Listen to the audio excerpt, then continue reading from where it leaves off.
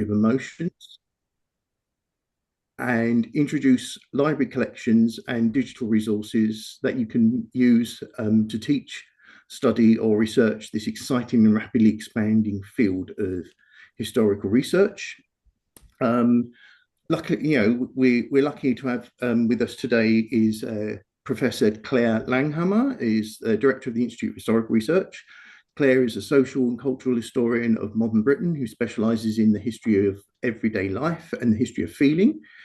Um, in Claire's talk, emotions in the round of everyday life. How do we get there in the emotions of everyday life? Claire will explore some of the material that historians of 20th century Britain have used to think with past emotions. Their talk will focus on the ways in which the mass observation archive can help us understand historically situated feelings at both an individual collective level. We also have Emily Chu and Nura Ghosh, who are academic librarians at Senate House Library. Their talk, Repository of Feelings, Doing Emotional History at Senate House Library, will provide an insight into navigating the rich holdings of the library archive digital collections with two case studies on political ephemera and documenting experiences of displacement. I'll be talking a bit later on what you can find at the IHR archive and with a case study on hagiographic sources, as well as highlighting the new History of Emotions collection guide that you can find here at the IHR. And we have Jenny Glelkesh Raghuagal, who's the editor of the Bibliography of British and Irish History, who will be talking through introducing the BBIH and discuss how history of emotions can be searched for in the BBIH with a case study on how to find secondary sources related to positive emotions. But firstly, we have Dr. Ryan Tristan Walmsley, who is a postdoctoral fellow at Swansea University, whose research focuses on emotion and migration in modern British history. In his talk, Ryan will introduce two complementary approaches to finding source material for the history of emotions. He will be discussing memoirs, autobiographies, poetry, painting, and music, as well as looking at medical textbooks, treatises, and diagnostic literature as well. So without further ado, I will pass things on to Ryan. Thank you very much, Michael. I'm just going to share my screen quickly. Uh, okay, can everyone see that? Yeah, cool. Let's go. Yeah, so full disclosure, when I was like thinking about what to talk about, I kind of had two ideas. One was based on my doctoral research, and one's based on what I'm currently doing for my postdoctoral research. And I just couldn't decide between the two. So I was like, screw it, I'm going to do both. I'm going to divide the talk down the middle and kind of stitch together two very disparate approaches. But the reason I did it was because I've got two really important kind of methods that I wanted to share with other historians of emotion that I just didn't want to leave one out. So yeah, that's so excuse the jarring kind of transition halfway through. But I want to begin with kind of a fairly basic problem in the history of emotions, and that's that evidence rarely announces itself in the terms that we would like. You know, if you type in loneliness, homesickness, fear, consolation into a catalogue, you will find some things, but you're also going to miss a great deal because emotional life is often lodged elsewhere in genre, landscape description, in bodily metaphor, visual form, medical category. So the talk is really about methods. I wanted to put two routes into the archive side by side. Um, so the first route runs through what I have termed, for want of a better word, self-expression. So everything from how historical actors express their emotions through memoirs, autobiographies, painting, music, other forms which historical actors shaped experience into communicable form. And these sources do not give us unmediated access to feeling, of course. They're crafted, they're retrospective. You've got to think about how memory can play.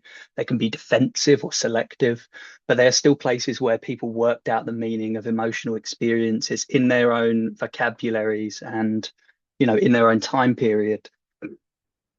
And the second sort route that I want to run through is kind of classification. So that's what I'm focusing on here, especially, there's many different types of classification, but to me, it's medical and diagnostic literature, where feeling is interpreted from the outside, it's made tangible, it's kind of, made legible as symptom, disposition, nervous disorder, moral defect, pathology. And so that contrast is kind of the spine of the talk. And in the first half, I'm interested in emotional experience as self-description and expressive practice. And in the second half, I want to turn to the expert or social systems that translated emotion into evidence of insanity, hysteria, nervous disturbance, moral disorder, and sometimes legal incapacity.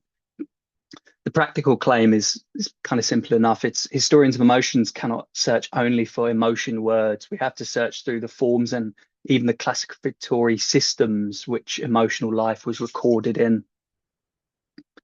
And so I'm going to get very kind of practical here, hopefully give you something to take away. The first route begins kind of with a single known text. So, basically a blank search box is tempting, but it asks the historian to guess the catalogue's language in advance almost. With memoirs and autobiographies, that can be a poor bargain. Titles are elliptical, lives are catalogued through experience and categories that writers did not necessarily compose. Emotion itself might leave no trace in the bibliographic record. And so what I found during my doctoral research is that the more productive move is to begin with one item already known to be relevant. So a title from the secondary literature, a footnote, a bibliography. So as you can see on the slide here, we've got Jamaican Migrant, which is an autobiography by, unsurprisingly, a Jamaican migrant to Britain, by Wallace Collins, and it's quite well known in the secondary literature. If you read around this subdiscipline, you're going to find a reference to this somewhere. So you plug it in to the British categories, kind of the catalogue. And what you're interested in here is, I'm going to just switch over. I've got this up here, if you can all see it. And you've got the subjects down here, and they can be amazingly granular and specific. And the best part is you can click on them. So if you click on this, you're going to get every item in the British Library's catalogue that's classified as Immigrants Great Britain biography. And you can click on it, and you've got 32 results here. And it's just a fantastic way to find these kind of niche autobiographies or memoirs that, they might have only had like a couple of hundred copies published like 70 years ago or something. And I can't tell you how many kind of brilliant source material I found just by doing this. So, it's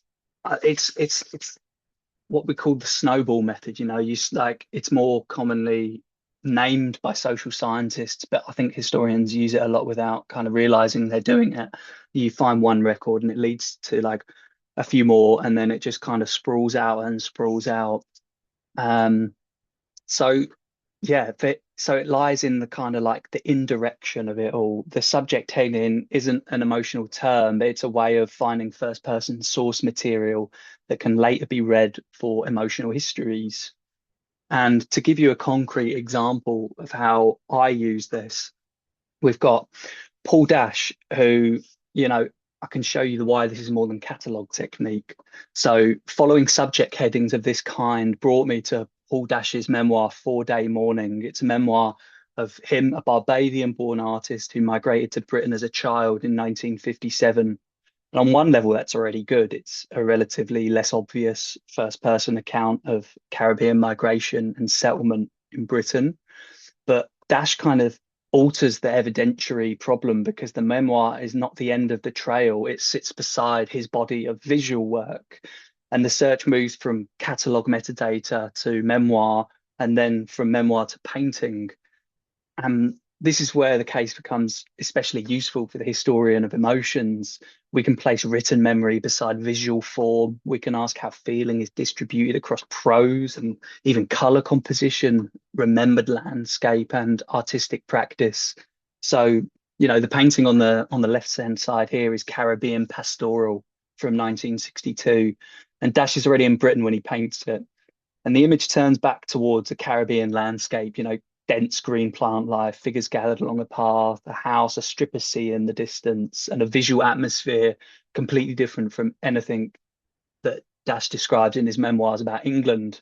You know, the memoir itself, it describes England as almost like a counter climate. He remembers Cowley, his first winters, as bleak, cold, and dark. And he describes this canopy of cloud, days without sunlight, and this kind of like environmental reversal of what he had known before.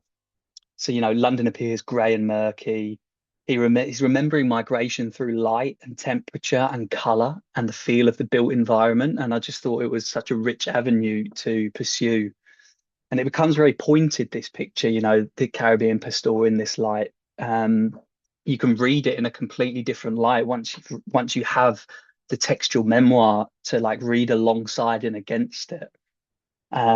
It makes the pictures sound kind of private and necessary rather than picturesque. And they belong to a young artist who, is trying to hold on to his Caribbean sense of place while living in a British world where he was marked out as different. And he has this later recollections in his memoir of like fear and exposure and invulnerability in British society that I think sharpens that point even further. So the analytical move here is to read 4-Day Mourning and Caribbean Pastoral together. The memoir gives us an explicit emotional and sensory language: cold, darkness, cloud, reversal, vulnerability. The painting gives us another kind of evidence, color, density, remembered vegetation, communal movement.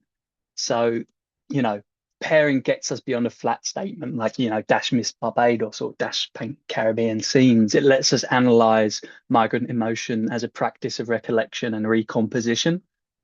Painting belongs beside the memoir as another place where displacement, memory, attachment, and self-preservation are like being worked through together. And that's the gain of this first route. This catalog metadata can lead us to sources that are not obviously about emotion, but which open up dense emotional archives once we read across from them. And here's preparing for the completely jarring second half of the talk. So I would like to talk to you now about kind of my postdoctoral research, and I've become increasingly interested in kind of diagnostic literature in terms of medical texts, how these kind of clinicians define emotion and what that says, about the socio-cultural context in which they were writing. So, the first half of this talk was about finding sources where people narrate, remember, or visually work through the feelings themselves. Medical and diagnostic manuals give us a different kind of evidence. They show us how emotional life was observed from the outside, sorted into categories, sometimes treated as a problem requiring, explanation or intervention. And here we are in the 19th century in the world of alienists and physicians and diagnostic treatises and asylum medicine and medical legal argumentations. It's a period when doctors are trying to define mental illness with increasing precision, and when emotion itself could become a sign of disorder. So disturbed feeling, excessive passion, weakened will, perverted affection, and morbid impulse. And the two texts I'd like to highlight here are James Cowell Pritchard's A Treatise on Insanity and Other Disorders Affecting the Mind, published in 1835, and Paul Bricate's Clinical and Therapeutic Treatise on Hysteria, published in 1859. Pritchard is useful because he has the category of moral insanity. Definition is almost kind of a miniature program in itself for historians of emotions. A morbid perversion of feelings, affections, inclinations, temper, habits, moral dispositions, and natural impulses. He was not the most streamlined writer. The crucial move, though, here is the displacement kind of away from delusion as the privileged sign of madness. So there is a kind of rationality that is becoming involved in this process. So it's like in Pritchard, disorder can reside in affective and moral life. Feeling, habit, temperament, disposition, they become diagnostic terrain itself. And a person might appear intellectually coherent and still be interpreted as insane because the pattern of feeling and conduct is judged as perverted. So, Pritchard shows how emotional conduct could become evidence within medicine, family life, and law. the category opens outward into questions of suicide, criminal responsibility, civil capacity, and social danger. Feeling is being drawn into medical and legal grammar. And Briquet, he offers a distinct but related but distinct route, I would say. In the clinical and therapeutic treatise on hysteria, he defines hysteria as, quote, a neurosis of the brain, and repeatedly connects it to sad passions and moral affections. And I think Briquet matters partly because of his evidentiary style. He presents the point as clinical observation, tabulated across hundreds of different cases, mostly women.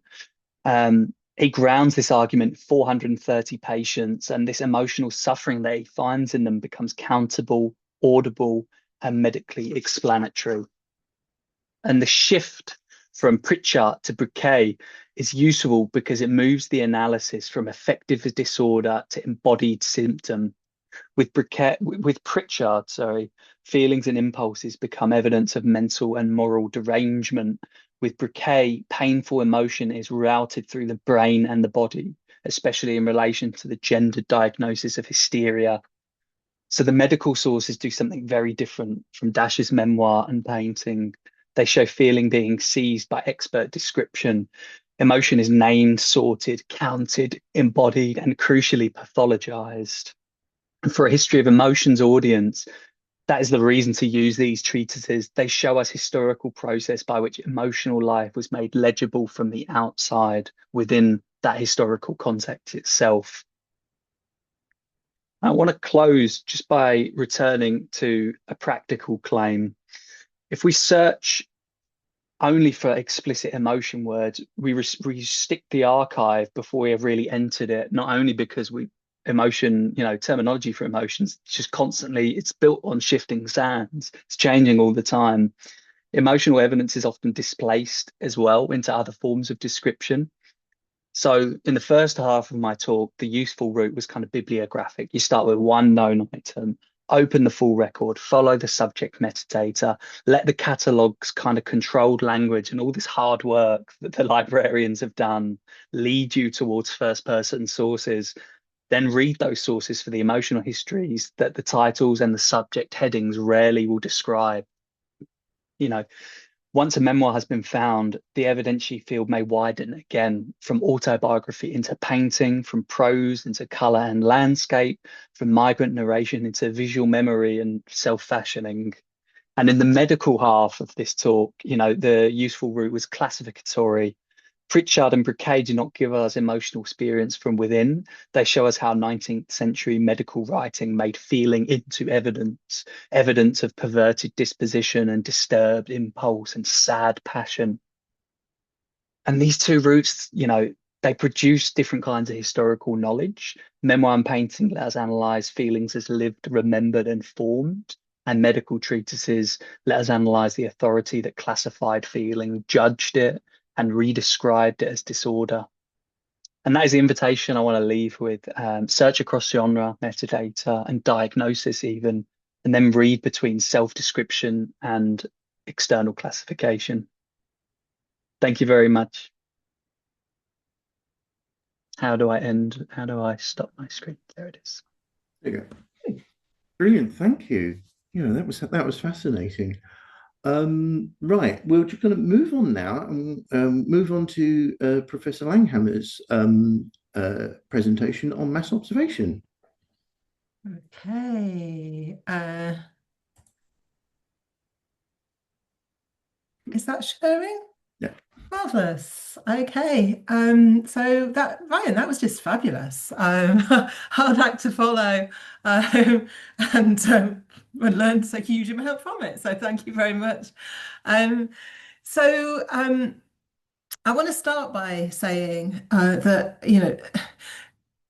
obviously the history of emotion has become very, very popular in recent times, but the history of emotion isn't an entirely new field of study. And I think it's really important to remember that. I think it's also important to remember that not all historians who work on emotion use the tools that are offered by a history of emotions approach, or indeed define themselves as historians of emotion, because I think just as Ryan has demonstrated, just as emotional terms don't always provide the best way of getting at emotion, emotional histories can be traced through many works of cultural, social, even political history that don't sit explicitly within a history of emotion framework. We see aspects of the history of feeling in studies of psychology, sexuality, war, politics. We see it in work that uses oral history and other documents of life, again, as Ryan has already shown. And crucially, we see it in the fields of women's, queer, and gender history.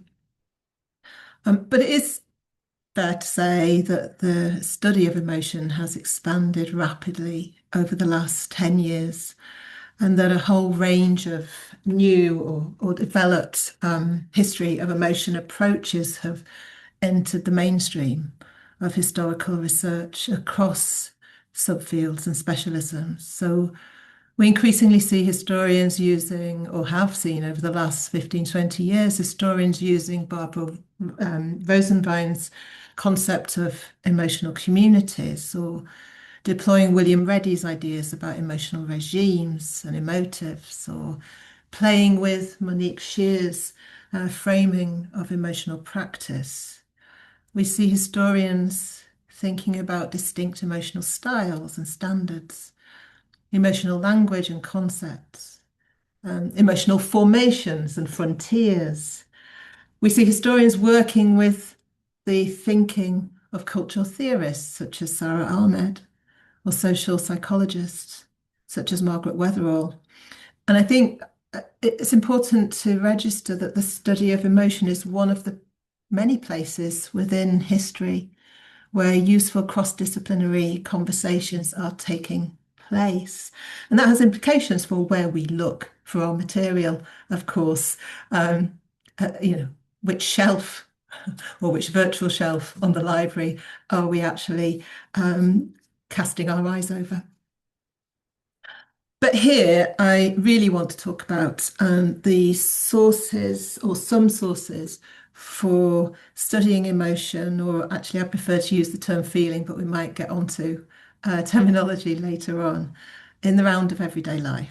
And anybody who knows me will not be surprised by this, but I am going to talk about the social investigative organisation Mass Observation, which whose collections are archived at the University of Sussex. I'm going to explain why the organisation believed feeling to be a useful category of analysis. I'm going to consider the kinds of material it collected that we might use as historians. And I'll say a little bit about the role of feeling in binding together mass observation, its researchers, and also its writers. Okay, so see if I can get my slides to move along. Yes, it worked. Hubris will come. So for those who don't already know, mass observation was established in 1937 as an anthropology of ourselves. It was, as it says in this quote, the observation of everyone by everyone, including themselves. Over the next 2 decades, it generated a vast mix of survey material and varied forms of personal writing, and it did this until the mid-1950s. A new mass observation project was established at Sussex University in 1981, which continues to collect personal accounts to the present day. And this is a screenshot of the Mass Observation Project digital resource, which is one of the ways in which researchers might encounter the Mass Observation Project. Mass observation from the mid-20th century and the post-1981 mass observation collections are both available through an Adam Matthew digital resource, as well as being available to consult at the Keep Archive near the University of Sussex. Today I'm going to be talking about the first phase of mass observation, though. And one of the many reasons that I love mass observation is because feeling was just completely hardwired into its research practice It coached its volunteer diarists into the art of recording feeling right from word go. It asked its volunteer writers to start recording monthly day surveys in early 1937. And when it did so, it told them, yes, we want to know what's going on. We want to know a factual statement about your life. But we also want to understand your feelings. So they really pushed the people who wrote from them to share their feelings and to articulate their feelings in written form. By the outbreak of the Second World War, mass observation had a large volunteer panel who had been they had been gathered together through various forms. There was a snowballing effect of people writing for mass observation and attracting other people to write for the organization. There were campaigns in the newspapers, word of mouth, etc. But by 1939, they had quite a large group of people who were writing for them regularly. And going into the war, there were two forms of life writing that they were generating. The first form was continuous diaries, and they had about 500 diarists who wrote throughout the war for them. And the second form is called the directives. And the directives are the bit of the material that mass observation generated that I want to talk about with you today. And I just love them because they're just an absolute goldmine for the study of feeling. They are essentially open-ended questionnaires that the panel of volunteers were asked to respond to. So amongst the directives, which were written by mass observation and sent out to this volunteer group, there was often recourse made to feeling. Mass observation was explicit right from the very beginning about its interest in feeling.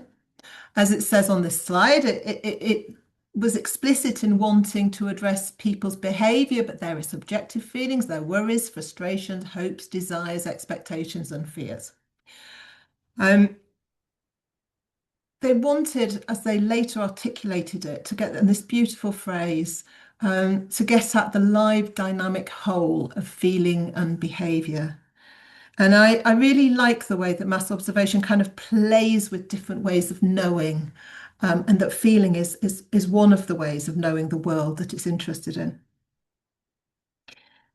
Now, in the questions that it posed to its panel, it sometimes referenced specific emotional states. So they asked questions about fear of the dance hall in 1939. They asked questions about embarrassment and class as well. They asked about hopes for the future, fears, worries. But more generally, they are interested in a more open form of feelings question. How do you feel about? And this was a kind of a question that could be deployed about anything, really. And they do deploy it about anything, as I'll show you very shortly. They're often asked about their feelings about personal things, but it's not entirely personal things. Sometimes they're asked about their feelings about current or world events as well. So there's a feelings, or this question, how do you feel about, is used to kind of move between the personal and the political, or the private and the public, and in many ways kind of collapses those distinctions. And you get a sense of that here from this list of all of the things, or some of the things, that mass observers were asked to share their feelings about across the middle of the 20th century. Now, this focus on feeling was maintained right the way across the mid-century. Very early on, one of the earliest directives asked mass observers to share their feelings about long or untidy hair, and asked their male writers to share their feelings about going bald. And the very last directive that we have replies for, which is dated November 55, asks for feelings about commercial television. And if you look at just one directive, a questionnaire that was sent round in 1942, you can sort of see the way in which mass observation is using feeling to get at a sort of slightly sideways approach into particular issues of the day. So in 1942, they start the year by asking their panelists to share their feelings about Winston Churchill and other countries. In February, they ask for their feelings about the British Empire. In March, they want their feelings about invasion. Carries on. In April, there were questions about feelings about the traditional English Sunday and about music. Feelings about death and dying are asked about in May 1942. The position of women is asked about in September. Minorities are asked about in October. And then feelings about venereal disease are solicited later on in the year. And the year ends with the correspondents for mass observation asked to give their feelings about the coming year of 1943. So there's a kind of, it's a feelings factory, if you like, in many ways, mass observation. At other times, and I find this particularly interesting, mass obs is interested in feeling itself or feelings about feeling. So they ask their writers to reflect on the main things that determine their feelings. Or, you know, do you feel that your feelings are how you expect your feelings to be? You know, there's this kind of beautiful kind of feelings on feelings on feelings process going on. And at one stage, they even ask their panel to maintain a subjective mood chart, marking yourself 10 out of 10 or minus 10 each day. 10 would indicate maximum cheerfulness, and minus 10 deepest depression. 0 would indicate a normal, neither depressed nor cheerful mode. And you can see in this slide the sort of tabulations that were produced there by this subjective mood chart. So there is very much a sense that understanding feeling and how it operates in a life is at the core of what mass observation is interested in. And I just wanted to show this final slide here, really, of the directive, one of the later directives of mass observation in August 1950, because it just shows how feelings, an alertness and an interest in feelings kind of permeated everything they asked. So we've got these feelings about different nationalities. We've got this beautiful question about strong emotions and music, which is the answers to that are really so beautiful. We've got what seems to be a kind of feelings, you know, free set of questions about butter and margarine, but no, we want to know your feelings about margarine. And indeed, there were strong feelings about margarine in 1950, as there should be always. And then finally, these questions about, do you ever cry in the pictures? And this sense of possibility of shame about doing so. And again, the responses to that question are just really, really exquisite. So to sort of pull this together, I just wanted to quickly, briefly, in the last couple of minutes, say something about the kind of the collective of people who wrote for mass observation and how feeling operates amongst them. Because they were encouraged to see themselves as a part of a collective endeavour. They did feel ownership of mass observation as an organisation, and they felt a relationship of trust with the organisation, which is why they were willing to sometimes write very intimately and about very intimate topics with the organisation. You get a sense of that from this particular writer who wrote early on in 1937 about the way in which they conceptualized their relationship with the organisation. And this is really just to say that as well as getting at what individuals felt or believed themselves to feel at any given moment and about any given topic, we can also use mass observation to think about collective feeling, atmosphere, and mood. Okay, so to finish, I just want to say really that feeling was consistently placed at the centre of mass observations work. This does make it really useful for historians who are interested in the history of emotion. It's hard to avoid it if you're using MO. I've used it to look at the history of love, happiness, wartime morale, feelings about capital punishment. I've used it to more recently to think about feelings about work. And the final thing I'd mention is that for mass observation, feeling is approached as a form of knowledge. It's as well as the research methodology.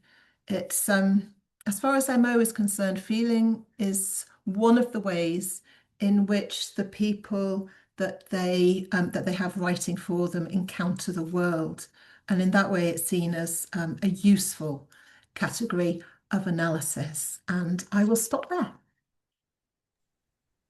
Thank you. No, I love it when you talk about mass observation. As I say, I recommend it to so many different members that come into the IHR and everything. So yeah, it's excellent. So shall we move on to the wonderful Senate House Library and their wonderful collections now? Let me share my screen 1 second.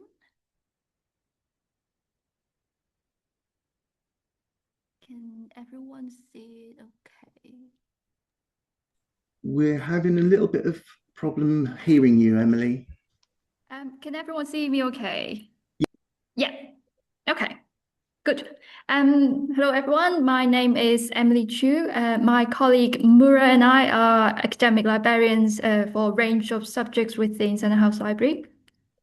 We will start our session by providing an overview of the types of resources that the library can offer, and we will then take you through 2 case studies of political ephemera and personal papers in our collections to introduce specific materials that may be helpful in your research.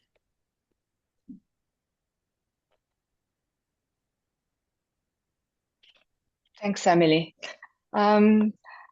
Okay, I hope you can see that okay. So Senate House Library offers a very wide range of resources for the study of the history of emotions across different periods and cultures. The history of emotions in our library, and indeed I think in most academic libraries, I think Ryan alluded to that, how dispersed the subject is. In our library, the history of emotions is not located in just one room or just one section on the shelves. Instead, it is spread across disciplines. The books are classified primarily according to their main discipline and only then by their narrower topics, thanks to a specialized classification system that we use. And that can be different in different libraries. So for example, a book on anger in ancient Rome would be found in ancient history on a shelf with similar topics next to it in what we call a microcluster, while a study on emotional theory might sit in philosophy or psychology in another microcluster in the library. And work on emotions in Victorian novels would be found in English literature, for example.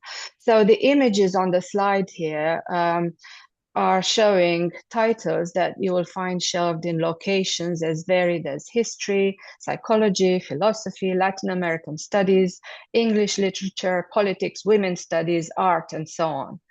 So the history of emotions in the library is a kind of network, and it's distributed across the library and connected through the catalog, as Ryan also mentioned, rather than the shelves themselves. So this makes sense, obviously, as this arrangement reflects the very interdisciplinary nature of the field itself. Now, to navigate dispersed material on a discrete research topic effectively, using the catalog is to find these microclusters that I mentioned is crucial. And as again, Ryan mentioned, I'm really glad to hear that. So the catalog uses these structured subject headings based on the Library of Congress system.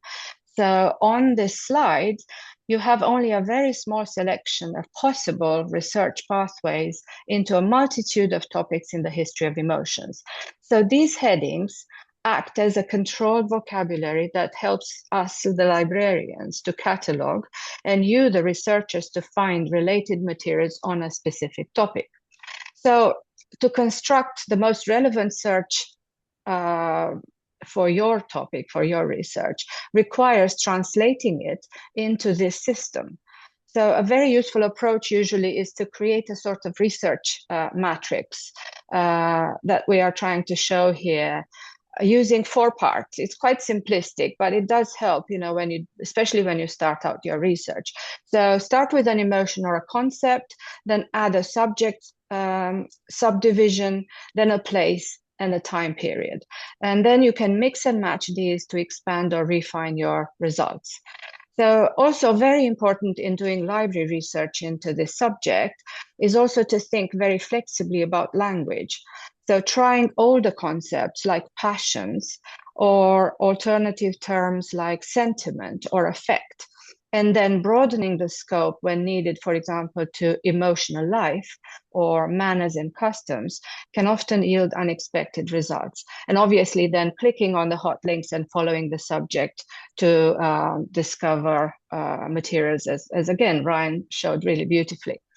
So overall, researching emotions in the library really means thinking in layers, combining disciplines, keywords, and subject headings to uncover materials that might not be immediately visible.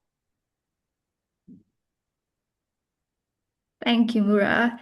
Senate House Library special collections and archives are especially relevant for researching the history of emotions, not just because of the scale of our holdings, but also because the types of materials our library preserves. These collections are invaluable for tracing emotions that are not always explicitly stated in text, but embedded in form, structure, and use. Across many of our printed and manuscript collections, we find emotional traces in marginalia, inscriptions, and dedications. Trivial things like underlining, exclamation marks, even physical wear and tear can reveal how readers reacted and what they valued, resisted, or felt strongly about. And these are often invisible but deeply revealing emotional records. The library's vast holdings of ephemera, pamphlets, and grey literature, including political flyers, posters, scrapbooks, and grassroots publications, open up the world of everyday emotions. In these materials, we find anger, hope, fear, solidarity expressed in activism and public discourse. In printed and archival holdings of organizations, trade unions, political groups, or radical movements, testimonies, petitions, interviews, and reports show how feelings were shaped to tell story, often by communities whose voices were less visible or even silenced. Our colonial and post-colonial archives offer an enormous range of materials of this nature for history of emotion research. And meanwhile, our exile archives are full of letters, diaries, and oral histories that reveal individual and collective memories of trauma, grief, and fear, both in their expression and in their silence. Looking for hesitation, gaps in correspondence, can bring to light concealed traumatic experiences. And in gender and sexuality collections like our Craig collection and Holt Nominatum collection, more intimate emotional languages like desire, shame, or secrecy become visible. Digital archives have now become indispensable resources for understanding emotional experiences across time.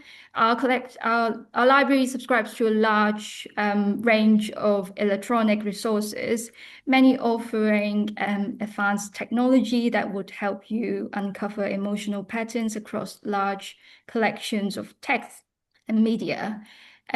Finally, considering what is missing, redacted, or uncatalogued in library collections, reminds us that emotional art histories are shaped by power, by empire, but also by library and an archival practice. archival theory can be an incredibly useful tool alongside other approaches in emotion research.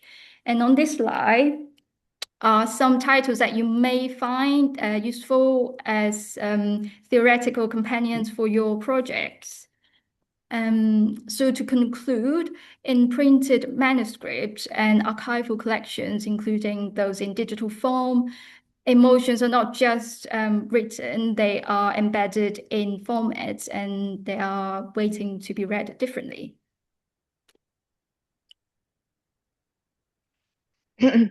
Okay, so moving on to our more specific case studies. The first one is on political ephemera, of which, the library's collections are really vast. And we have found that they are some of the most powerful primary sources for studying collective emotions in radical movements. And that's not because they simply record feeling, but because they produce feeling in real time. So unlike more traditional primary sources, ephemera manage to capture emotions in motion. They are immediate artifacts. They're created in the heat of activism. They can be persuasive, or are usually very persuasive, and are designed to move people. And they are collective, so they're aimed not at individuals, but at groups. So political ephemera don't just reflect emotions, they actively shape them. And they tell people what to feel, to how to synchronize those feelings, and how to transform emotion into political action. So what we think makes ephemera especially valuable is their material form as emotional objects. So feeling is embedded not just in words, but in how the material is made and used. So there are two things here. One is the language that still, plays a very important role as it calls for action, justice, or freedom. And it's a specific kind of language that's conveyed through repetition, slogans, and a tone of urgency. But I think in many ephemeral items, emotion is more strongly conveyed than in language, in visual ways. So they convey, they have a strong imagery of suffering, strength, resilience, or unity, and they convey sort of a very powerful symbolism. Other material aspects of these publications and artifacts also matter just as much. So, for example, cheap print that was used to create these materials signals mass mobilization. Handbills convey urgency and rapid circulation. Badges in collections will turn emotion into wearable identity and belonging. So they're all forms that can convey emotion and are really important for research. So through all these forms that we have in libraries and archives, ephemera reveal emotional communities in action. And this emotion is not just expressed, but is designed, distributed, and lived through these material forms. So I'm going to go even in more depth in the next few slides to exemplify using 3 Senate House Library collections to show how political ephemera mobilize, structure, and circulate collective feelings.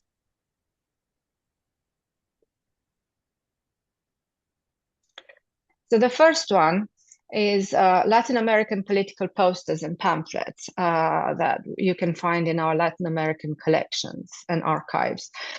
These offer some of the clearest evidence that collective emotions were not just expressed, but deliberately engineered for political struggle. They were produced in contexts of dictatorship, revolution, and anti-imperialist resistance, and they transformed feeling into a shared mobilizing force, particularly around solidarity, fear, resistance, and hope.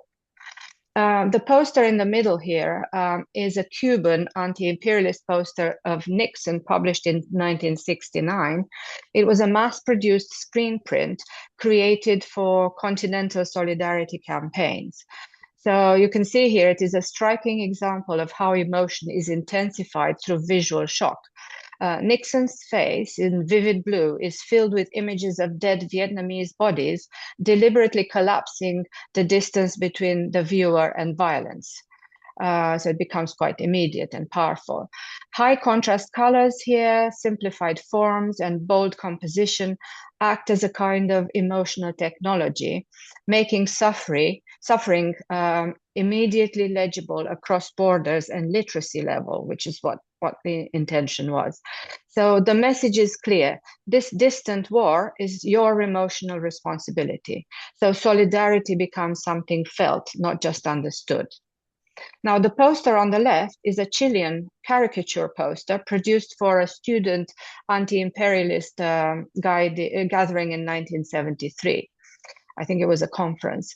So unlike the unity of the Cuban poster, this particular one uses distortion and irony to produce more complex emotional responses. So you can see here Uncle Sam. It's a towering and claw-like figure, which signifies threat and fear, but it's contrasted with a small, vulnerable child figure. So the fear is disrupted here by the smiling boy lighting the fuse. So the emotional tone in this poster shifts between anxiety, subversion, and dark humor. And so visually, the lack of color, so it's only one bit of red here on the dynamite, focuses attention on action and strategy. So although fear is acknowledged, then it is turned into tactical defense and calculated resistance. Now, the last item on the right is actually an illustration from an issue of the Colombian magazine El Objeto, published in December 1993. And this is a very small-scale, low-cost pamphlet that's linked to conscientious objection movements. So this operates, again, in a completely different emotional register.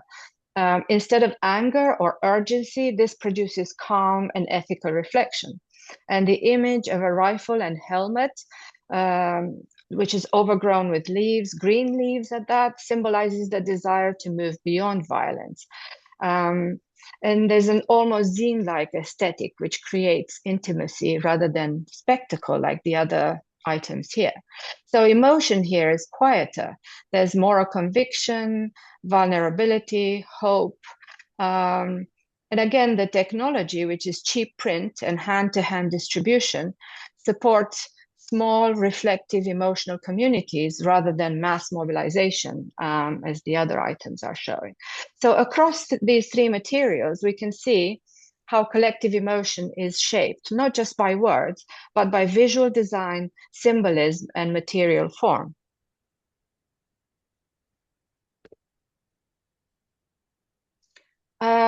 Yeah, these are very interesting items from a small collection of rationing coupons from the Spanish Civil War from 1936 to 1939.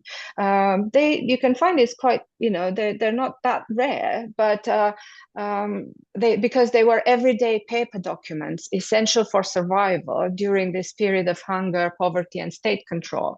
So people needed these coupons alongside money to obtain basic goods to feed their families.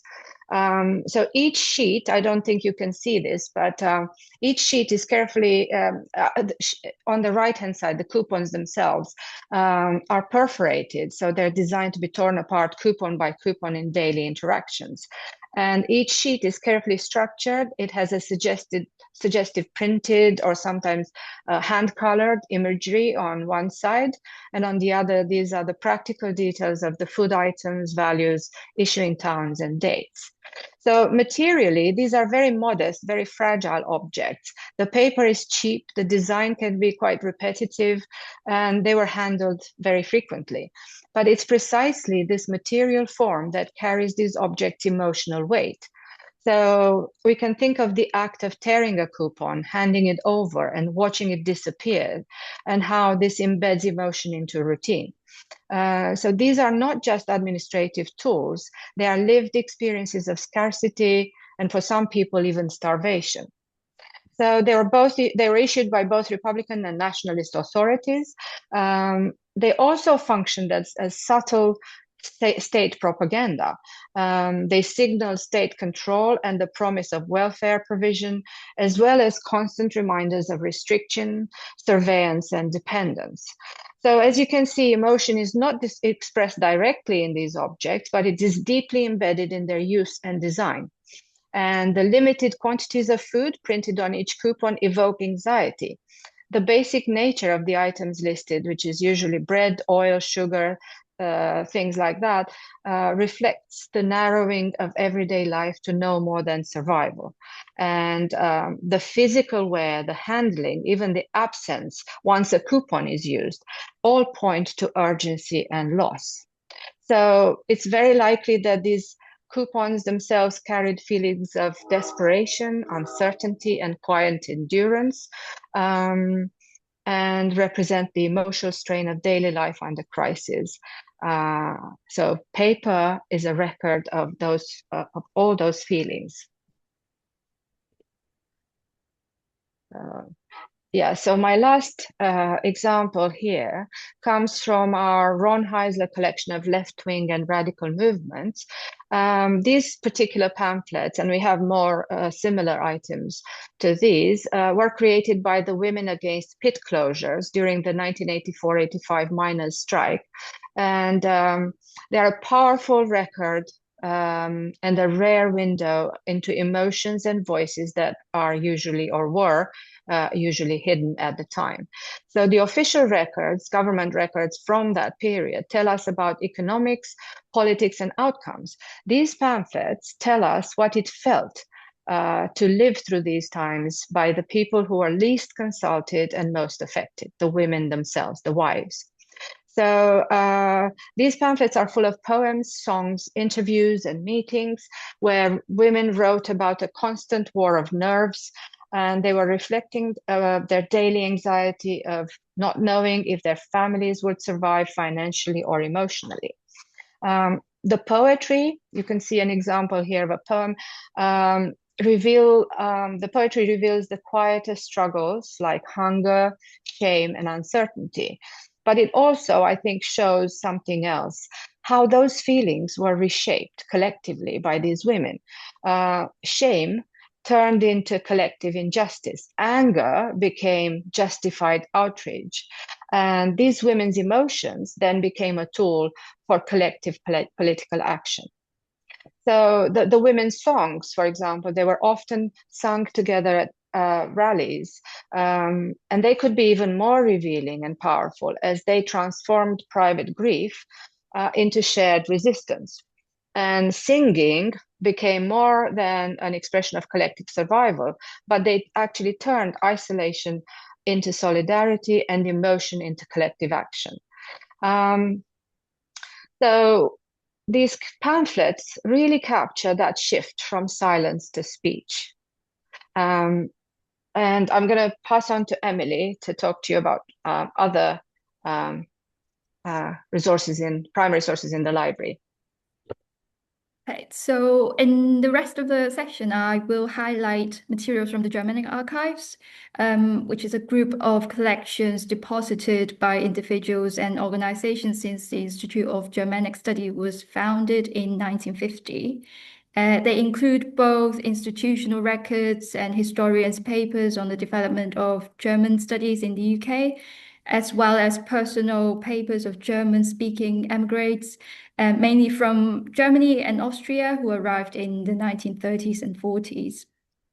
These personal records, such as diaries, correspondence, photographs, and autobiographies, offer valuable insight into the experiences of individuals in exile, and they show how individuals build new lives and connections in Britain, while revealing their thoughts and emotions from a deeply personal perspective.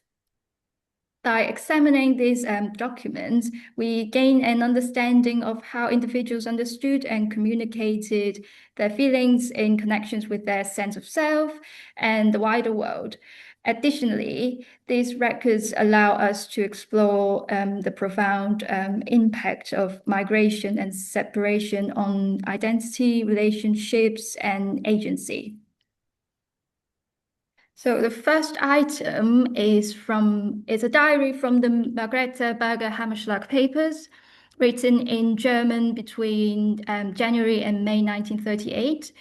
Born in 1902, Berger Hammerschlag was an Austrian artist.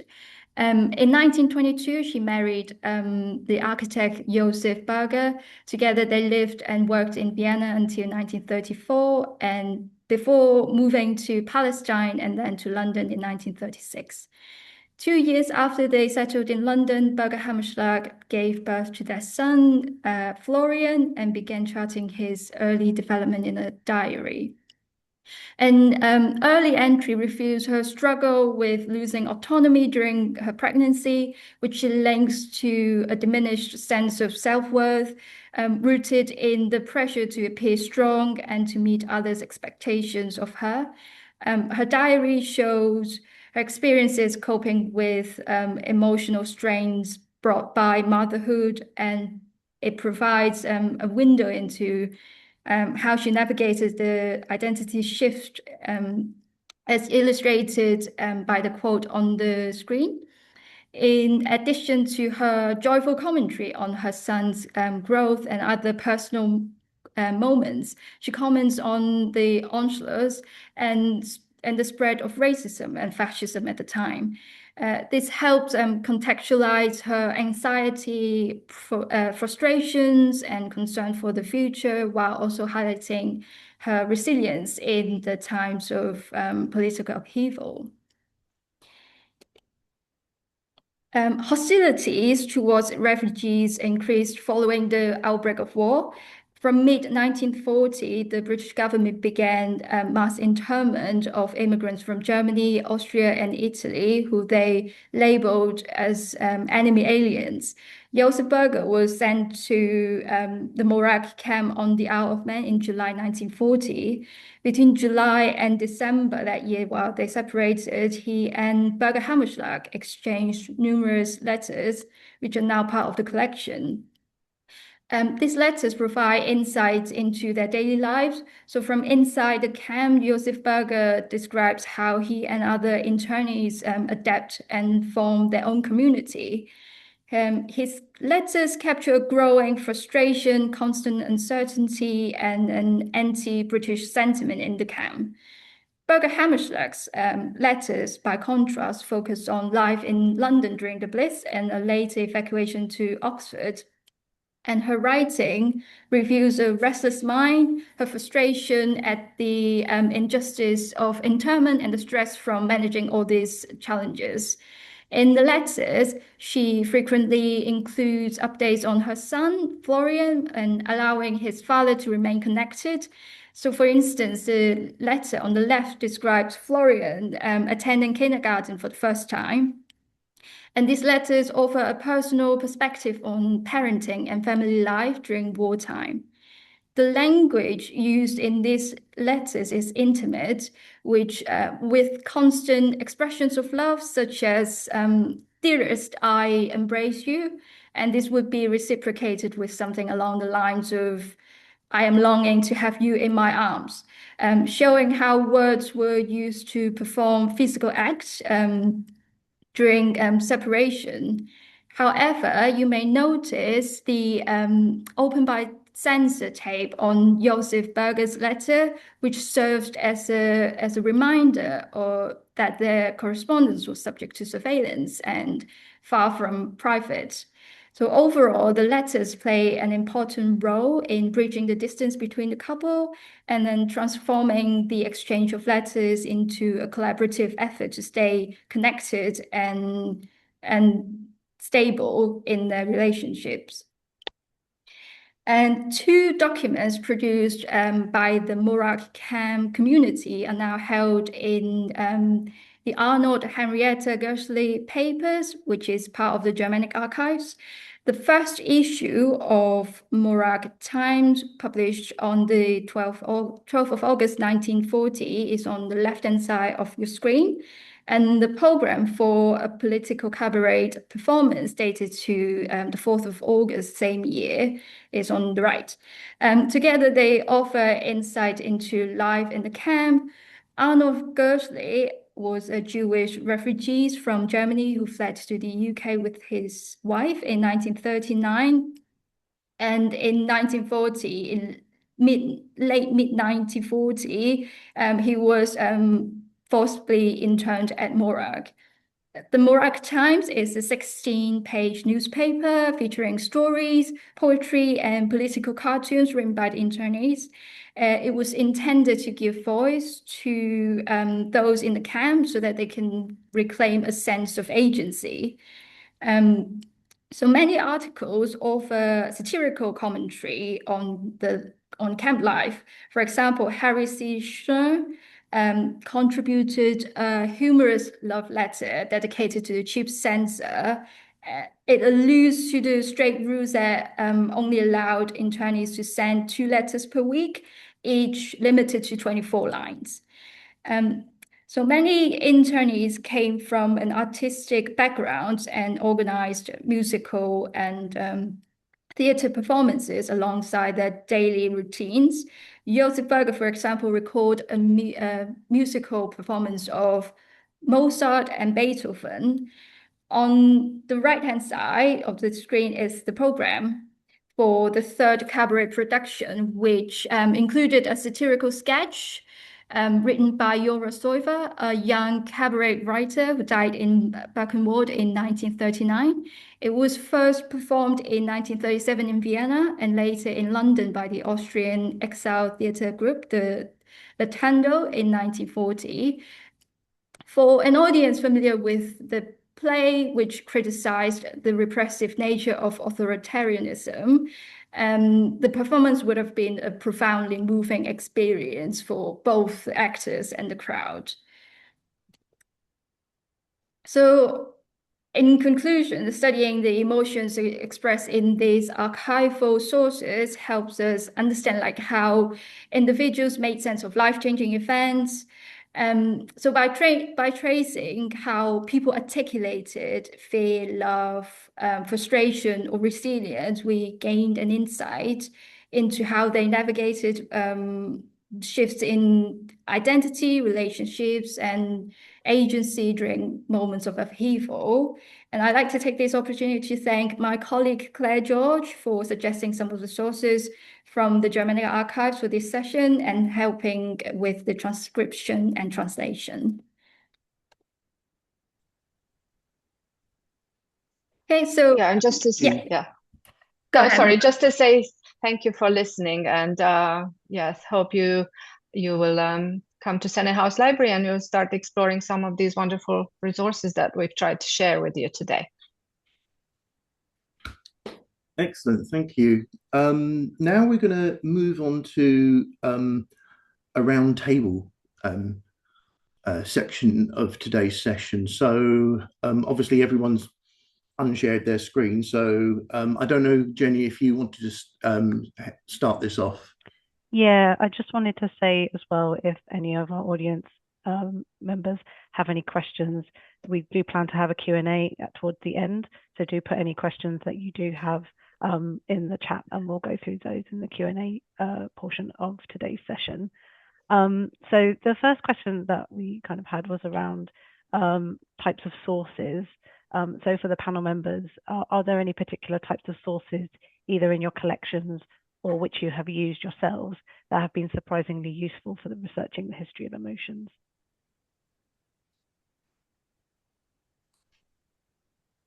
Claire? I would say sort of parliamentary materials. So Hansard, for example, there's a lot of feeling in parliamentary debate, and also actually some parliamentary papers, including royal commissions. You can really use those to extract. So things that you might not expect to be written, to have an emotional texture, but really do. Yeah. I would say for me, marginalia can be quite surprising.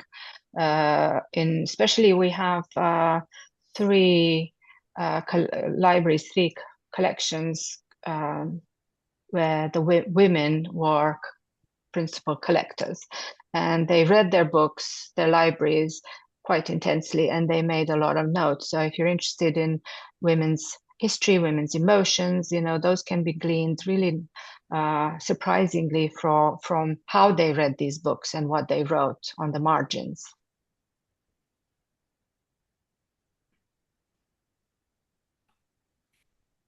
Mike? Yeah. Well, I don't want to talk too much about what I'm actually going to talk about in a second, but I think like newspapers and magazines, they're quite good at presenting how emotional states, how they are expected to be presented sometimes. I've used some of the newspapers in our collection guide and everything like that, and I think I don't know if you bear with me in a second. In the corner of my office, there is a gift of some magazines from the early 20th century. They're geared towards women and girls and everything. And I call them lucky dip sources, basically. So basically, you can look into these sources and literally find anything from, I don't know, if you're looking into foreign relations to ideas on astrology to ideas on relationships in the early 20th century. I find them really interesting. So, sorry, Ryan. Yeah, I just wanted to piggyback on what Claire said about Hansard. It is an amazing resource for historians of emotion. First of all, they often read out letters from their constituents, which have a lot of feeling in them because they're trying to make a political point. There's obviously the famous example of Enoch Powell doing it, but we're not sure if that woman even existed or not. But and I remember reading Hansard, and there was, and I'm not joking here, there was an MP's name, and he was called Tom Iremonger, so mongering like anger and ire, and he's just giving this parliamentary speech. I think he's reading out a constituent's letter as well, talking about fear of immigration, hygiene, sanitation, kind of tying all of these tropes together. And the second thing I wanted to say is music. Music is especially for modern historians, the proliferation of different musical genres, and you can analyze the lyrics for what they express. You can analyze the actual the artistic form itself, like what the genre expresses, like punk or reggae. But then you can also even turn to kind of musical trade magazine, even New Musical Express and stuff, and they'll have interviews in with musical artists as well that just have kind of they're just amazing resources for like how they feel, like what motivated them to produce their art, if it's like a particularly political form of music as well, all of the emotions involved in like them taking a certain political stance. So yeah. I guess for me, I haven't talked about the bibliography of British and Irish history yet, but what I found is that obviously most people are using it for searching and identifying things, but having a look in the bibliometric section is can be particularly helpful. And there is something in there that's called the subject analyzer, and what it does is that you can pick a subject and a date range, and it will bring back the top 50 authors, book series, journals, and publishers. So it's particularly helpful if you're starting your research and not sure where to begin. It kind of brings together quite a lot of people in the bibliography, or lots of publishers. So it's kind of useful as a kind of surveying the landscape, really. That's particularly helpful. And something else as well that is increasingly coming through that I see within the bibliography itself is around photographs as source material. Thinking about what they convey, how they convey it. And there's a particular series of zines that's published by Cafe Royal Books that's focusing a lot on kind of 20th century British and Irish photographers, but also within British and Irish contexts. And they are really beautiful things to look at, but also what they're showing is also really interesting. And it's all about kind of everyday hidden histories as well, that I think is and as I said, it's all photographs, so it's all really interesting things to look at. And so obviously that comes with different people will interpret them in different ways.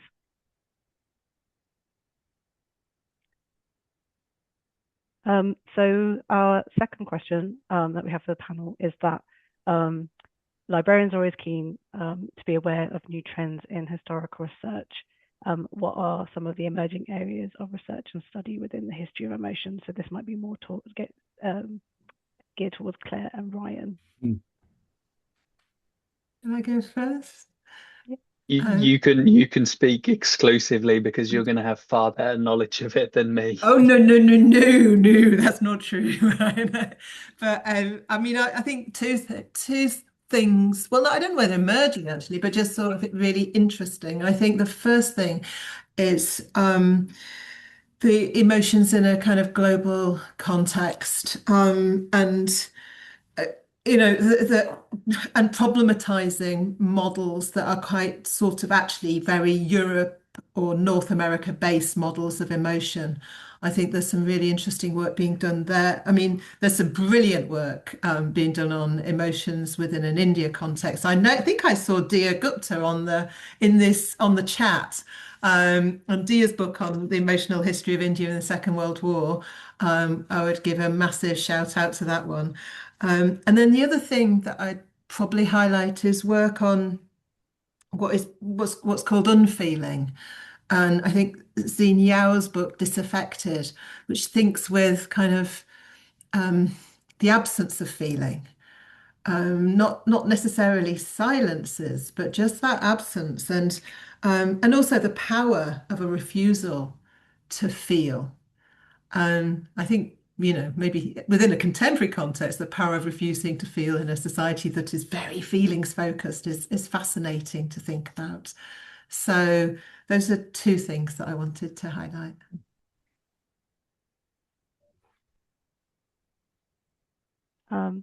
And the final question that we had, which we've already talked about a bit already, which is around, does anyone have any additional tips that you would give to researchers about how to go about identifying the most relevant keywords for researching the histories of emotions?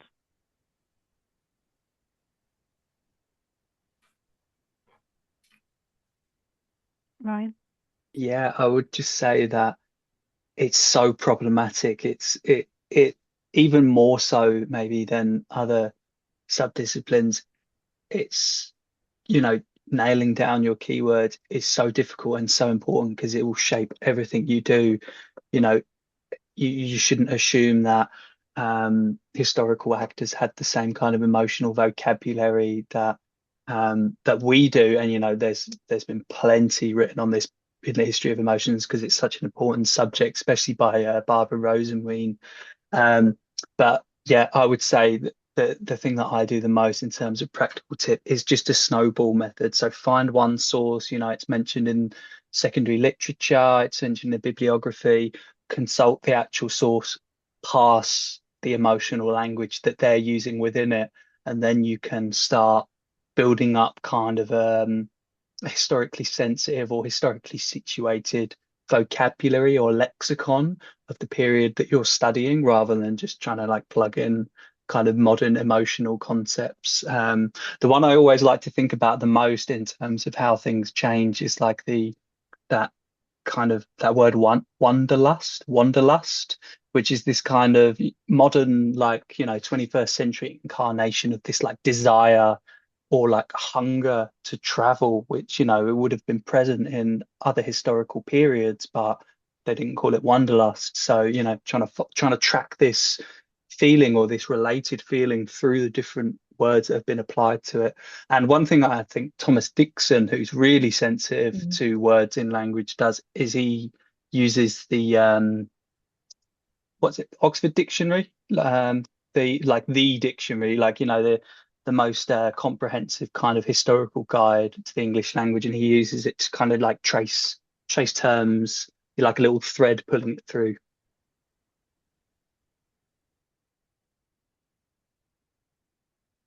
Great, thank you. Did anyone else have anything that they wanted to add? Claire? I think, yes. I mean, I think that's just that thing of how we work with the way in which people in time themselves talked about their feelings without, so that kind of working with their understandings, and how tricky that can be sometimes, but also how rewarding it can be. I mean, one of the reasons I really like the playing with the language of feeling is because it has a kind of vernacular feel to it, because people talk about their feelings, probably in the period I'm looking at, more than talking about their emotions, actually. I think the other things I'm interested in tracing in terms of is how the language that allows you to get at mood. I mean, Ben Highmore's done some beautiful work around mood and atmosphere, as have many others, and that sense of what is it that we're getting at when we talk about that. People can feel the mood and they can feel an atmosphere, but how do you actually pin it down and articulate it? So. And I can see that Maria had their hand raised. Did you have a question? Yeah, if I may, please. Thank you. Thank you very much for your presentations. They were very inspiring, and you shared a lot of knowledge and experience. Thank you. I'm a contemporary history and historian here in Portugal, Lisbon, and I also work a lot with oral history. I saw that in some of your slides, you talked about looking at visual emotions of people. I wonder if you have some experience on that or some research or some publications, because I'm working on it, and I would like very much to learn it a bit or to share it. Thank you.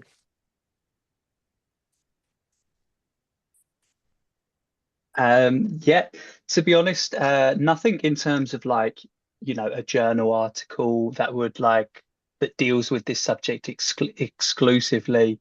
I just kind of try to weave it in to my book that I've published, which I can send you a link to if you'd like. It's called Oceans of Feeling, and I've just basically tried to weave in as much kind of visual analysis as I could into it, which was inspired a lot by my amazing PhD supervisor, which was Rob Bodis, who is also another person who does this a lot.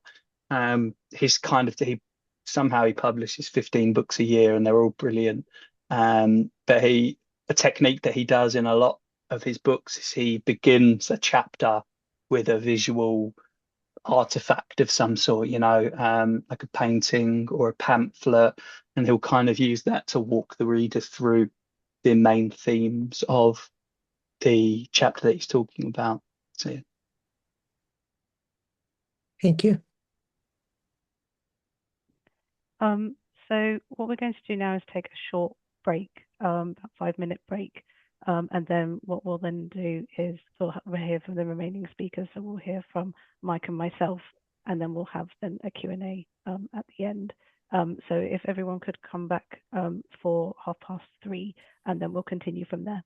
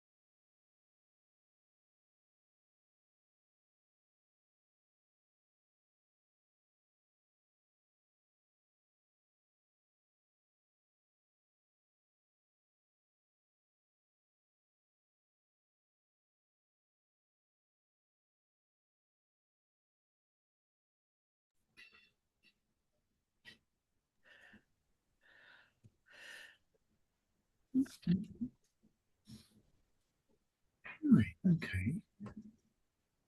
Right. It's dealt with a slight flood in the common room. Oh, no. Okay. It's like clearing it up, making sure nobody falls over. Anyway. Right, okay, right, okay, right. We'll resume now. So I will share my screen.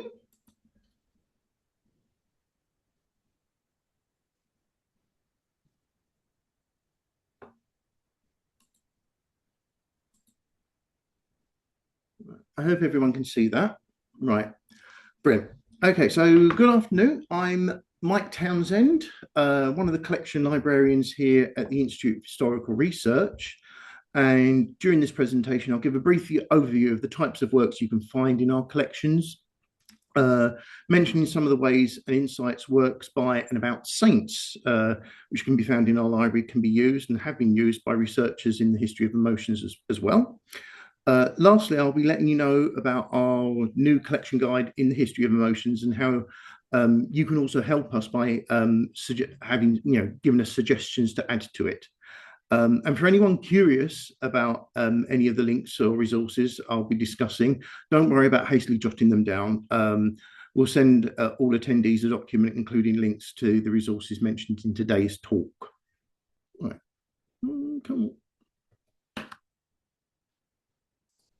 Why won't it?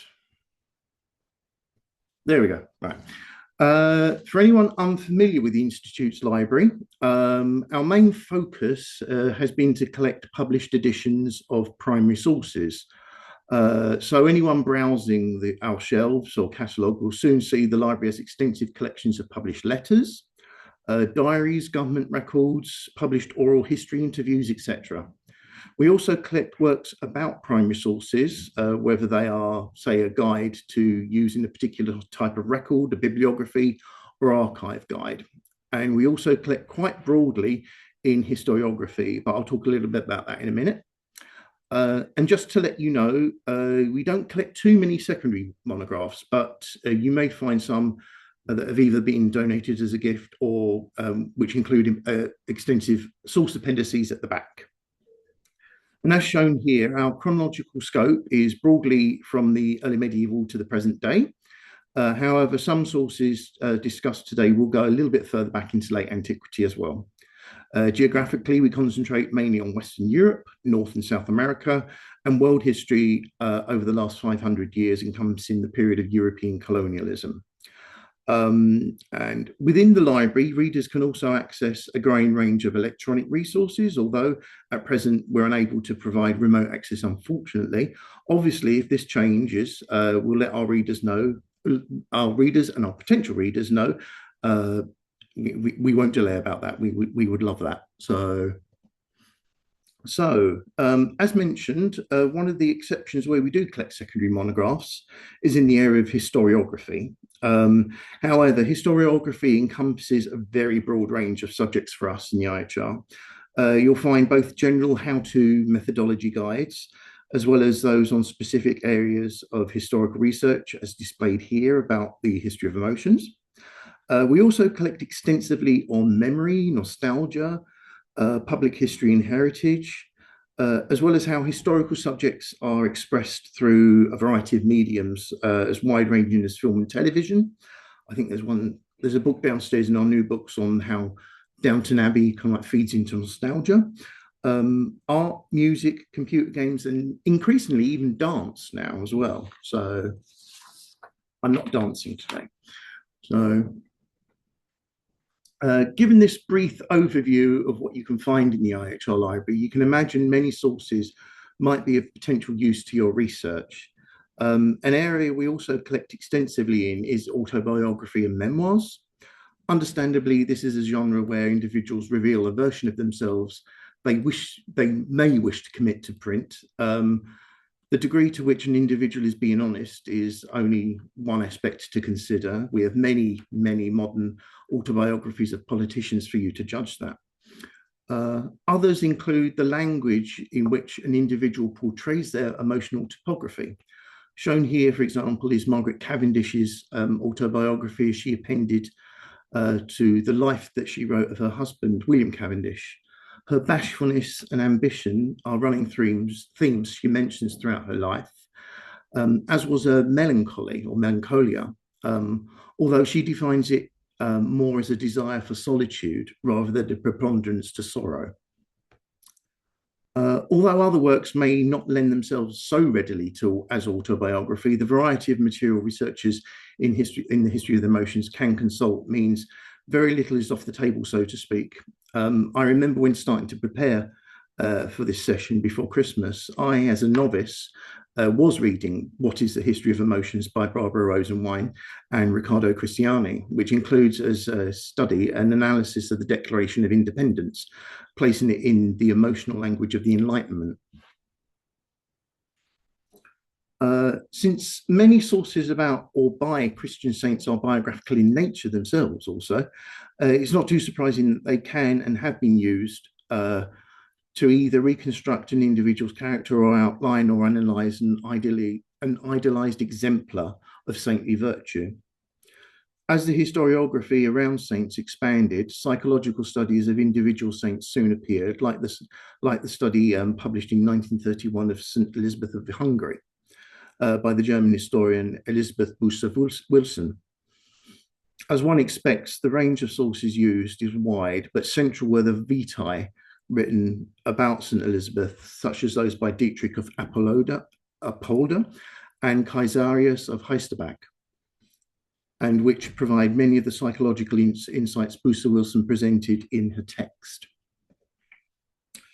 Of course, one of the aims of hagiographic narratives was to present an idealized individual, often imbued with supernatural abilities bestowed by them upon them by the grace of God.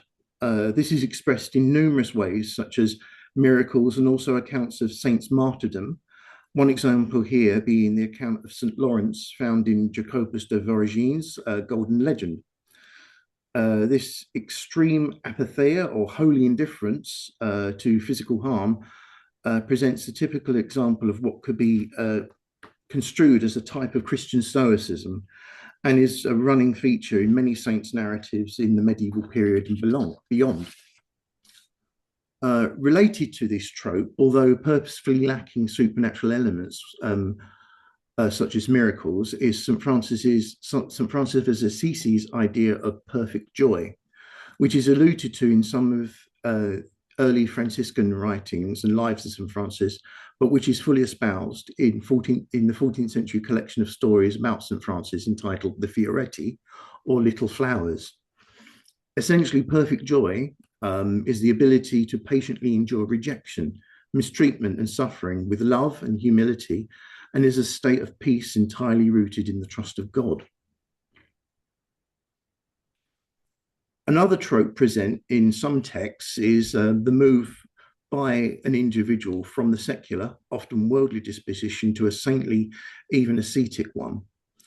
This can be seen in some of the sources about Thomas Becket, contrasting his character from his transformation from chancellor to archbishop. The other example here is the Ethiopian saint Wolata Petros. While not portrayed as outwardly worldly or hedonistic during what could be considered the secular phase of her life, such as Becket was, Wolata Petros was firmly ensconced within the life of a married noblewoman in the early 17th century Ethiopian Empire, where too she moved from the secular to the ascetic and holy as she resisted Emperor Susenyos' first state conversion of the Ethiopian Empire to Catholicism. Although he called for her death on several occasions, Wolata Petros didn't thankfully suffer the same fate as Becket, although one could imagine Susenyos' thinking echoing the completely apocryphal phrase, "Will someone rid me of this troublesome nun?" Away from the figure of the saint in question, many saints' lives can also reveal something of the emotional states of others in the narrative. In the Becket narratives and the life of Wolata Petros, the protagonists have to contend with an enraged secular ruler and jealous churchman as well. Another example is in the late antique and early medieval lives of St. Martin of Tours by Sulpicius Severus and Gregory of Tours himself. Although the figure of St. Martin is understandably foregrounded, the narratives offer glimpses into the lives of ordinary people and how they reacted to life events and how they expressed their piety as well. Ooh, there we go. Moving on now to the last section of this presentation, I just wanted to let you know about the range of collection guides anyone can access, which give a brief overview of what you can find in our collections, as well as links to similar libraries and archives. These are arranged by place, often describing a collection you can physically visit, such as the Italian, Irish, or Mexican collections, by the main chronological periods we cover in the library: medieval, early modern, and modern, by format such as maps, online resources, or microforms, and lastly by subject, which usually considers works from all our collections through the lens of a specific theme, such as, for example, medical history or migration history. Given the range of sources researchers in the history of emotions can potentially use, there will be at least hopefully one here that would be useful. And by some happy coincidence, a new collection guide on the history of emotions is now available, highlighting what resources you can find in the library. I'll briefly explain how it's structured, but also feel free to browse it, whenever you get some free time. We have a small section offering information on how to use the library, as well as a link to the catalogue, as well as how to ask for help. Obviously, we have a regular inquiry desk on the first floor, but we also quite like doing one-to-ones with the individual researchers, where we can really tailor any induction to the library to your research needs. There's also a section on the work specifically pertinent to the history of emotions that we currently have, divided into several sections, including bibliographies and finding aids, works on historiography and methodology, published primary sources, secondary works, and journals and theses. They offer, these sections offer an oversight of what you can find in the library. So if something's not listed here, it's also worth checking the catalogue as well. And similar to the discussions on saints, there is a section of case studies showcasing how a range of the sources available in the library can be read and used, researching the history of emotions. So we have here, just as examples, sections on Queen Victoria's mourning for Prince Albert during the 1860s and 70s, where we use various different political diaries and letters. Emotions and place, where newspaper accounts of the behaviour of 18th century theatre audiences has been presented. The emotional lives of children, using some of the sources within our Holocaust collection you can find in the library. And lastly, the place of emotions in medieval and early modern medical thought as well. I want to particularly acknowledge the excellent work of the library graduate trainees, Sasha Pond and Sarah Snelling as well, for putting this guide together. The last section includes a list of potentially relevant libraries and archives, as well as a list of research centres, societies and networks relevant to the history of emotion. So hopefully this can turn into a directory eventually. So we hope we can grow this guide, and as a collection librarian, I'll be eager to acquire more material when published. If you do spot any omissions, either in our collections or in the list of libraries, archives and research centres, do get in touch. There will be a question on the feedback form about the collection guides sent out to all attendees at the end, or alternatively, you can just contact us through like so. So there are various ways you can contact us. These details will be sent out at the end of the session. And just to let you know, just in case you didn't know already, membership of the library is completely free to everyone. So just one last thing. If you like this session, there are others available. This is the 7th that we've done so far. So there are recordings of past sessions on British history, Imperial and Commonwealth history, UK local history, environmental history, histories of magic and witchcraft, migration and refugee narratives. And so more will be coming in the next academic year. Thank you. All right. Ooh, interesting. Yeah. All right, so I'll just pass over to Jenny now. Thank you. I'm just going to share my slides.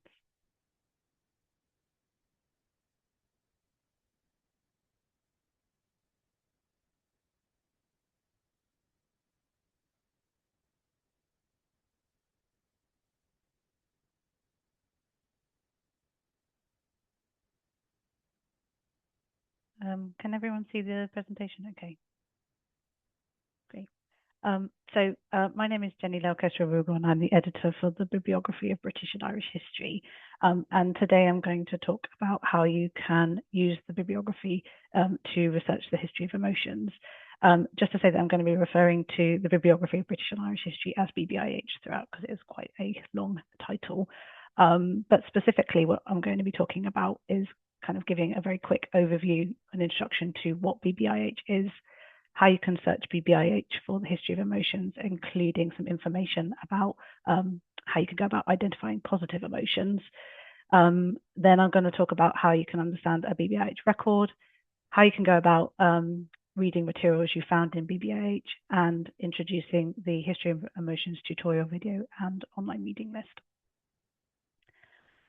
So the bibliography is a trusted and authoritative database of over 680,000 secondary sources that have been written about British and Irish domestic and global histories. BBIH covers these histories from 55 BCE until the present day. Whilst the bibliography is strong on British and Irish history in its broadest context, you can also use BBIH to research interdisciplinary and emerging areas within history, such as the histories of emotions. BBIH is updated 3 times a year in February, June, and October, with approximately 10,000 new records added annually. It contains detailed information about books, journal articles, and reviews, book chapters from edited collections, and some history PhD thesis. Despite being called the Bibliography of British and Irish History, material covering the rest of the world makes up a really significant proportion of our resources. The histories of emotions is global in reach, and topics that you can find in BBIH include memory and diaspora studies, emotional responses to food, particularly within a colonial and Commonwealth setting, as well as personal and national acts of commemoration. And some more recently added materials to BBIH include remembering colonial military participation in the former British Empire, women's inclusion in American monuments, as well as commemoration of colonial commemoration within Zimbabwean banknotes. Something I also wanted to say is that if your research in the history of emotions intersects with Irish history in any capacity, I'd recommend using Irish History Online in conjunction with BBIH so that you don't miss any relevant sources. So this is BBIH's search screen, which enables you to add or remove search fields, change the category of an existing search field depending on your research, and combine search fields with Boolean operators so that you can start filtering your results straight away. As I've just mentioned, you can change the category of an existing search field, and this slide here shows you all the options that you can use for searching. In addition to free text searching, the Search Anywhere field enables you to search by bibliographical details. So this could be by author, publisher, book series, or journal. You can also search by BBIH's unique subject tree, which contains over 8,000 keywords that have been developed by historians with historians in mind. You can also search by BBIH's place tree, which enables you to conduct very granular place-based searches. And you can also search for historical figures by using the person as subject filter as well. If you're interested in more in kind of subject searching, another way that you can search is by using the subject tree. And this slide here shows you an example of what the subject tree looks like for the history of emotions. And you can search it by exploring different levels. So the first column on the left-hand side will show the top level of the subject tree, with other columns showing narrow terms as you move towards the right of the screen until you reach the end of the subject tree. So really the first place to start your research in BBIH is within the history of within emotions and mental states area, which is where you'll find search terms relating to specific emotions. And another area which has already been touched on by our speakers in other areas is that you'll find relevant information within sources. And that's particularly if your research involves using different types of documents or records. So for researching the history of emotion, some of the more common sources that you'll find in BBIH will include oral histories, autobiographical materials, so that's predominantly diaries and memoirs, correspondences, and also photographs where they are used as primary sources. And whenever you're using the subject tree or the places tree, you can navigate between the broader and narrow terms by using the green next and previous buttons, which are below the tree. As I already mentioned, you can search BBIH by geographical location. So in addition to using the Search Anywhere field, you can use the places tree. And this works in exactly the same way as the subject tree. And as you can see in this example here, some places will include specific districts or landmarks or institutions. So it really enables you to build searches, really granular searches based on your research interests. And particularly if your research is within kind of British history, to help you better navigate the terminology that we use, I'd recommend also using the Gazetteer of British Place Names, which is a resource that's particularly helpful. And one of BBIH's unique features is being able to search by historical period. So in the period covered search, it allows you to specify a precise date or set a chronological range depending on your research interests. So one thing to kind of talk about is that the BBIH's subject tree responds to the academic landscape of the history of emotions, which for the most part is overwhelmingly biased towards more negative emotions such as pain, shame, and fear. Emotions and mental states was only added to the subject tree in 1999, and one of the few positive emotions, affection, isn't yet available in BBIH. It was something that we've recently added and is due to be published in the subject tree in June this year. Therefore, I wanted to talk a little bit about how you might research more positive emotions such as joy in BBIH. And I've put here some things to kind of consider when using it. One thing that is important to note is that language is constantly evolving and can affect how easy it is to find academic literature.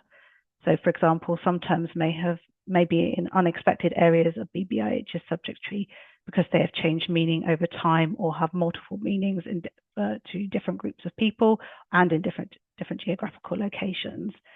Likewise, some terms might not appear in BBIH as historians may not have yet engaged with a particular emotion in an academic or historical context. The Search Anywhere field searches across all bibliographical and subject fields in BBIH. Therefore, you might get some erroneous results, such as when an author or person's name contains joy within their name. As other speakers have already said, it's really important to think about the keywords that best represent your research questions and to identify alternative words so that you don't miss anything. And finally, it's also really important to think about how your research might intersect with broader historical topics such as social histories or environmental histories. If they do, it's important to think about those. And one thing to note is that the BBIH doesn't limit you on the number of searches or search terms that you can add to a search. So in preparing for this session, some of the more common areas that I found that you might find relevant information was within kind of social history. So thinking about friendship, gift giving, the whole remit of kind of family and life cycle, as well as areas of kind of leisure and sport were kind of where more positive emotions were found. Another area was within intellectual and cultural and artistic history. So that was within predominantly around literature and drama, but other areas were kind of popular culture, attitudes towards pets and animals and the environment, as well as the customs and traditions of wider groups of people. And another area that was quite popular, or retrieved a lot of results was within social and cultural identity. So this is where you were finding information about people's own personal identity, but also how that interlinked with national identities as well. So once you have constructed your search, this slide here shows you an example of what the BBIH results page or hit list looks like. It offers comprehensive filter options on the left-hand side, which enables you to narrow down your results, search results based on what you're interested in researching. So for example, you can narrow these results down by new items that have been recently added to BBIH, items that contain links to the full text, as well as a wide range of filters by subject and bibliographical information as well. And this screen here will show you kind of an example of what the BBIH record looks like. They all structured in the same way, and this example here is for a journal article. And so what you'll find is all the bibliographical information at the top of the screen, in the middle, all the subject information, and then at the bottom, depending on the type of record that you're looking at, you may find links to book reviews or links to the full text via the DOI, the journal home page or publisher web page, or online databases such as JSTOR or Project Muse. One thing to note is that any text in green is a link to a new search within the bibliography, and this is particularly helpful for finding what else the bibliography holds on your research topic. And another thing that BBIH has is that it has links to the Oxford Dictionary of National Biography, the UK's National Archives Catalogue, and Who Was Who next to the person as subject. By clicking on the links, you'll be taken through to these resources, particularly for the Oxford Dictionary National Biography and Who Was Who, which require a subscription.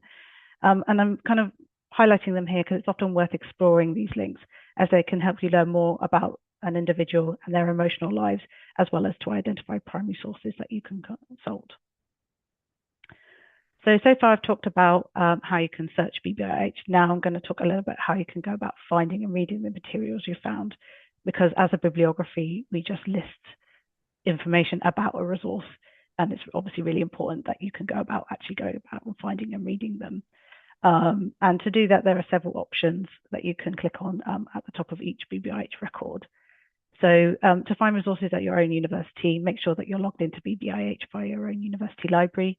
The Find a Copy app button will take you through to your library catalogue, where you can find information about print availability and online access. Specifically within the IHR, you can access BBIH from the library catalogue when you're in the building on a library computer or via the Wi-Fi or on your own device. One thing to note that unfortunately off-site access is limited due to licensing restrictions, and Senate House Library will have different access arrangements depending on your membership. One option that you can also do is to click on the full text button, which will direct you to the publisher's website. If the resource is available open access, and it's great, you can read that straight away. Otherwise, you'll need to check with your university library to see if they have access to the resource. Particularly for books, the Google Books button will take you through to Google Books, and from there you can navigate to WorldCat.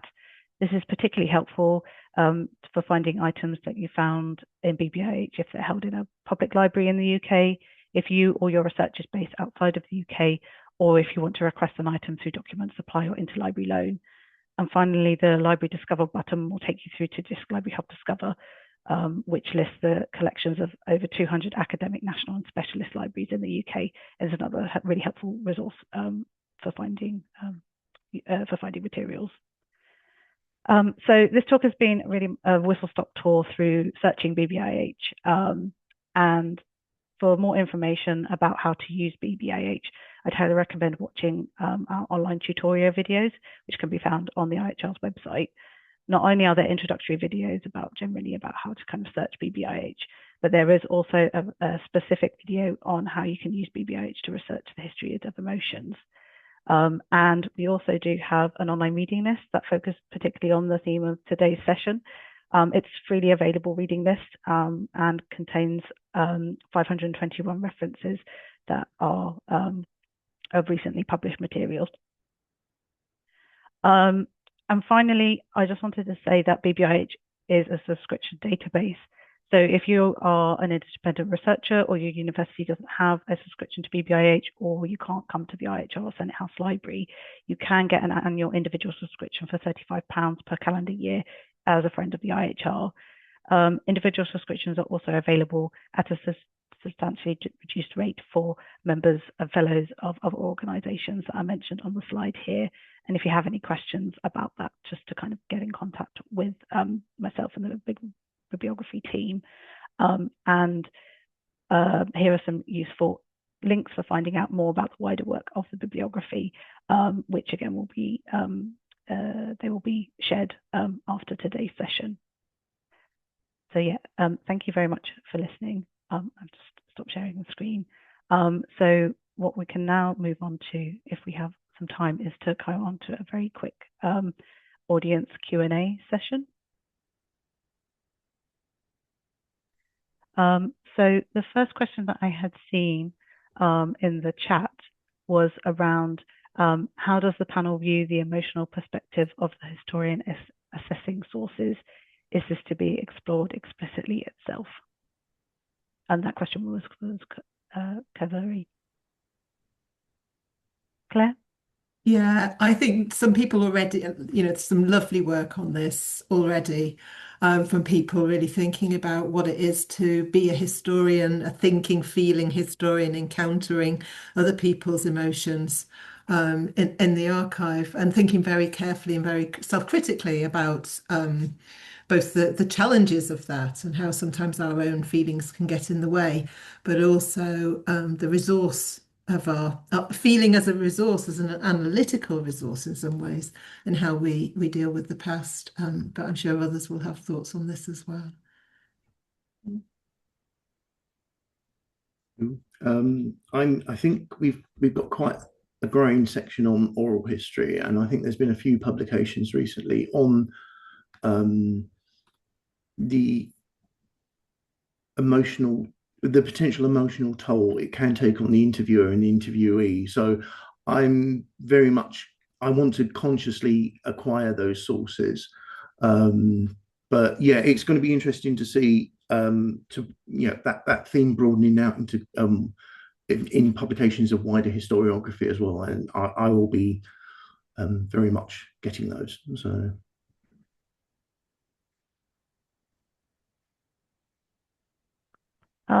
The other questions that I'd seen, I think, had already been answered in the chat around Hansard and there's someone linking to it, and also information about joining the IHR library, and that it's a reference-only library. Does anyone from our audience have any questions that they would like to raise? You can either put them in the chat or you can unmute yourself and ask a question.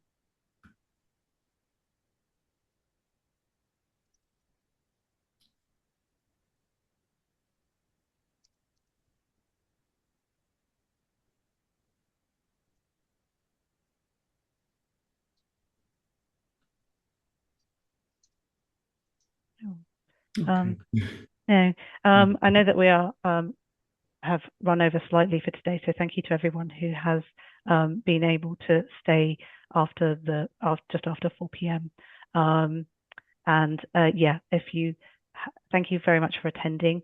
We have there are links in the chat that were given about for the recording. Be able to this recording will be made available in due course on the IHR Events archive page, and you can also check out all of the other previous sessions as well. So yeah, thank you very much for attending. We all hope that you found it useful, and all the best with your research.